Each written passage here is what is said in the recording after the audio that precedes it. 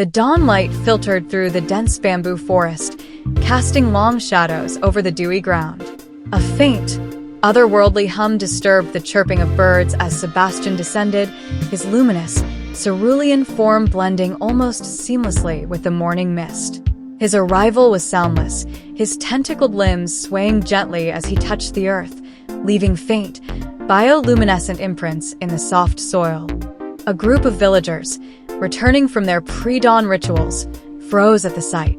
Gasps escaped their lips as they dropped their baskets of rice and herbs. Their eyes widened, not in fear, but in awe. To them, this strange, humanoid figure with shimmering blue skin and flowing, tentacle-like appendages was no mere creature. He was divine. One villager, braver than the rest, stepped forward and knelt. "Kami-sama," he whispered reverently, bowing so low that his forehead touched the earth. The others followed suit, murmuring prayers to the celestial visitor. Sebastian tilted his head, his deep-set, luminous eyes scanning the scene. Though he did not speak their language, he could sense their emotions, reverence, curiosity, and a tinge of fear. He raised a tentacle in what he hoped was a gesture of peace. Word of the blue spirit spread quickly.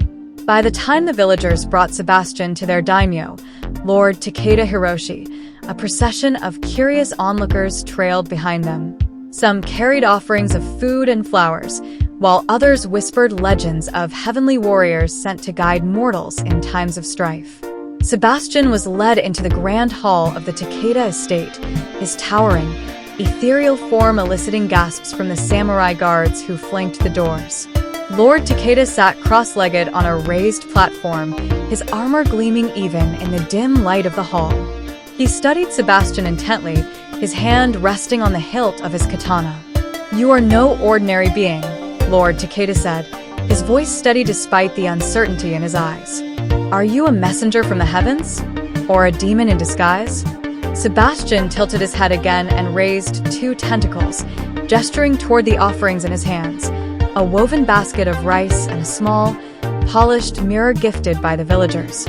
He placed them gently on the floor and bowed deeply, mimicking the villagers' earlier gesture. Takeda's stern expression softened. "You come in peace," he said, more to himself than anyone else. "Then perhaps you have wisdom to share with us."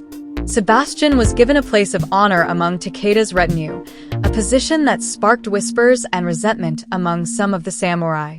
Yet Lord Takeda was firm. "He is unlike us," the daimyo declared, "but if he is willing to learn our ways, he may become a protector of our land." Training began the next morning. Takeda's swordmaster, a grizzled veteran named Kenshin, took charge of Sebastian. "I don't know how your kind fights," Kenshin said, narrowing his eyes, "but here, we master the way of the blade." Sebastian proved to be an apt, albeit unconventional, student. His tentacles moved with a fluidity that baffled Kenshin at first, allowing him to wield multiple weapons simultaneously. His katana sliced through the air with precision, while another limb deflected blows with a wooden practice sword. Over time, he adapted to the samurai's disciplined techniques, blending them with his natural agility and alien reflexes. The other samurai watched in silence, their skepticism giving way to begrudging respect. Sebastian's true test came weeks later, when a rival clan, the Ishikawa, launched a surprise attack on the Takeda territory. Lord Takeda's forces were outnumbered, and the battle raged through the night. By dawn, the Takeda defenders had been driven back to the outskirts of their village. As the Ishikawa warriors pressed forward, Sebastian stepped into their path.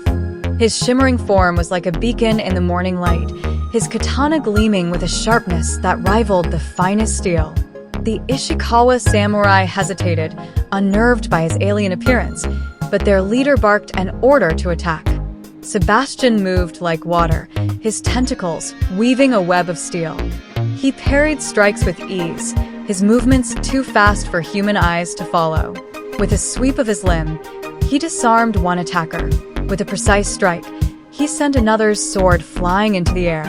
Yet, he showed restraint, incapacitating rather than killing his foes.